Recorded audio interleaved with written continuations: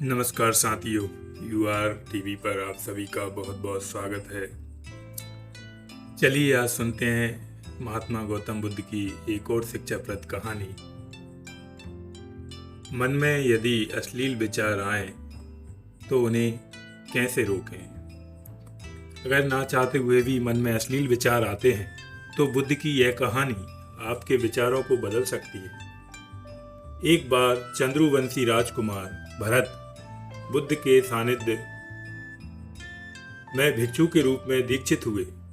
बुद्ध अपने भिक्षुओं को उपदेश देने के साथ साथ उनको भिक्षाटन के लिए भी भेजते थे, जहां से उनको भिक्षा मिलती।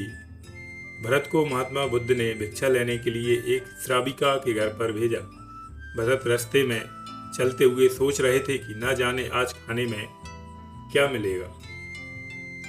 हमेशा महल में खाने के लिए अनगिनत स्वादिष्ट भोजन मिलते थे, लेकिन आज जो भी मिलेगा उसी से काम चलाना पड़ेगा। भरत ने श्राविका के घर जाकर भिक्षा के लिए याचना की। श्राविका ने भरत को बैठने के लिए कहा। श्राविका जब अंदर गई तो भरत पुनः अपने प्रिय भोजन के बारे में सोच रहे थे। जब श्राविका भोजन लेकर आई तो भरत अचंभित रह गए। भरत अपने प्रिय भोजन को देखकर खुश हो गए। भरत भिक्षा ग्रहण करने लगे। भिक्षा ग्रहण करते हुए भरत सोचने लगे कि उनको हमेशा खाने के बाद कुछ विश्राम करने की आदत है, लेकिन आज उन्हें यहाँ से खाना ग्रहण करने के बाद धूप से होकर वापस आश्रम पहुँचना है। भोजन हो जाने पर श्राविका ने भरत को कुछ समय विश्राम करने के लिए आग्रह किया।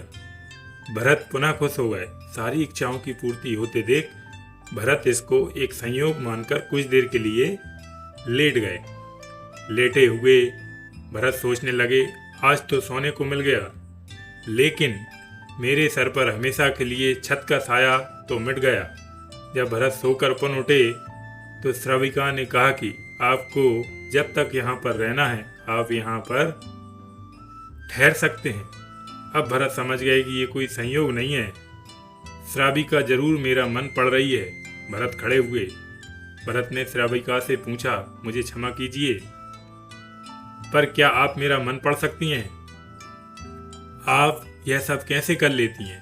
श्राविका ने कहा, शुरू में मेरे लिए ये कठिन था, लेकिन मैंने खुद के विचारों को देखना शुरू किया। शुरू में मेरे विचारों की संख्या अनगिनत थी, पर मैंने अपना पूरा ध्यान उन विचारों पर केंद्रित किया। मैंने बिना पक्ष विपक्ष के अपने विचारों को देखना जारी रखा। धीरे धीरे मेरे विचारों की संख्या कम होती गई। मेरे सारे व्यर्थ विचार दूर होते गए। तब से मैं दूसरों के विचार पढ़ लेती हूँ। यह सब सुनकर भरत घबरा गए। भरत ने श्राविका से आज्ञा ली और वहां से निकल पड़े। रास्ते में चलते हुए भरत अपने मन के विचारों का स्मरण करने लगे।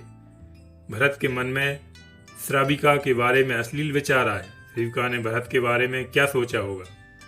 भरत को खुद पर शर्म आ रही थी। भरत आश्रम पहुंचे। भरत ने बुद्ध से कहा कि अब से वह कभी भिक्षाटन के लिए नहीं जाएंगे। बुद्ध ने भरत को नीचे बैठाया और कहा, क्या हुआ? तुम मुझे अपनी व्यथा विस्तार से बताओ। भरत ने विस्तार से सारी बात बताई। भरत की बातों को सुनकर बुद्ध ने कहा, आज से 7 दिनों के लिए श्राविका के घर पर भिक्षा के लिए तुम ही जाओगे, लेकिन तुमको कुछ बातों का ध्यान रखना पड़ेगा। कल तुम जाते हुए अपने विचार चित्त को पूरे होश में रखना। तुम्हारे अंदर कौन से विचार उठ रहे हैं उन पर ध्यान केंद्रित करना।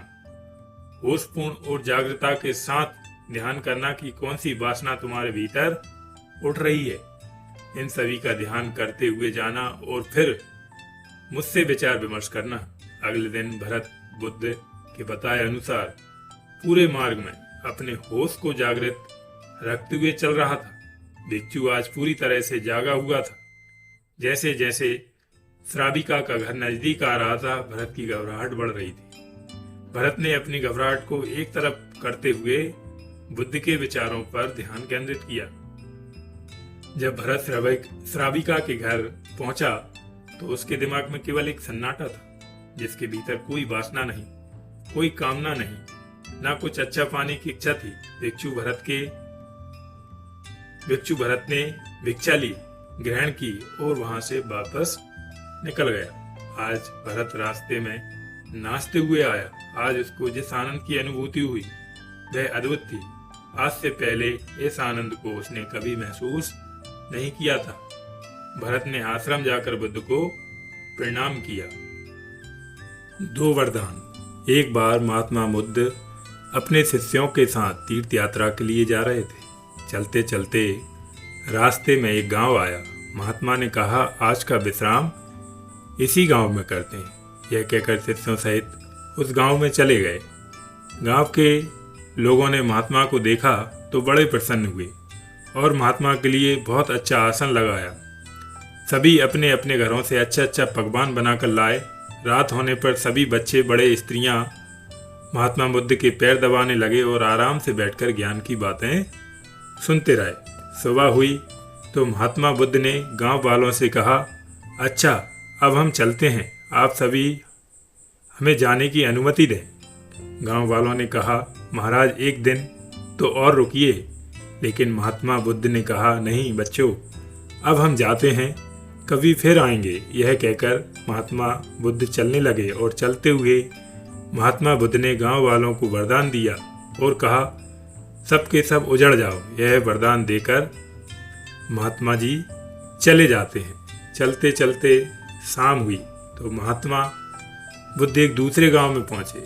वहां पहुंचते ही बच्चों का बड़ा सा झुंड दौड़ा आया और महात्माओं को चारों तरफ से घेर कर कोई मिट्टी फेंकता है, कोई कीचड़ फेंकता है, शोर मचाने लगे। महात्मा लोग बड़ी मुश्किल से उनसे पीछा छुड़ाकर एक जगह गए और अपने पास फटा पुराना कंबल था बिछाकर बैठ गए।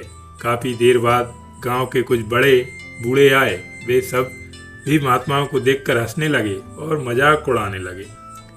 एक जवान ने तो महात्माओं का कंबल ही छीन लिया और कहा, इसका क्या काम आएगा, कम से कम मेरी भैंस तो उड़ेगी। महात्माओं का अपमान करते हुए चले गए। महात्माओं ने भूखे प्यासे रहते हुए बड़ी मुश्किल से रात बिताई। सुबह होते ही महात्मा चलने लगे और चलते हुए महात्मा बुद्ध ने गांव को वरदान दिया कि सब के सब यहीं बसे रहें। गांव से काफी दूर जाने के बाद जंगल में एक तालाब आया और कुछ फल के पेड़ नजर आए तो महात्मा बुद्ध ने कहा, बच्चों यहाँ थोड़ी देर विश्राम करते हैं। वहाँ महात्मा लोग फल खाते हैं और तालाब का शीतल जल पीते हैं। तब एक शिष्य ने कहा, महात्मा क्षमा करें, हमें एक बात खटक रही है, आप नाराज ना हो तो हम पूछ सकते हैं। तब महात्मा बुद्ध ने कहा, बोलो बच्चों, क्या जानना चाहते हो। शिष्य ने कहा, महात्मा जी, जिस गांव में हमारी अच्छी सेवा हुई वहाँ के कितने अच्छे लोग थे। उन लोगों को तो आपने उजड़ होने का वरदान दिया और जिस गांव में हमारा अपमान हुआ उन लोगों को आपने वरदान दिया कि यहीं बसे रहो। ऐसा क्यों महाराज। तब महात्मा बोले, देखो बच्चों, पहले गांव में कितने अच्छे विचारों के आदमी थे। वह आदमी उजड़ जाएंगे तो दुनिया के कोने कोने में फैल जाएंगे और जहां भी जाएंगे सभी को अच्छे विचार सिखाएंगे। इसलिए मैंने उनको उजड़ जाने का वरदान दिया। और जिस गांव में हमारा अपमान हुआ उस गांव में कितने बेकार लोग निवास करते थे। इसलिए मैंने उन्हें वरदान दिया कि आप यहीं बसे रहो, क्योंकि ऐसे लोग कहीं अन्य जाएंगे तो वहां भी अपने बुरे गुणों को ही बिखेरेंगे। इस प्रकार से महात्मा बुद्ध ने अपने शिष्यों की शंका का समाधान किया।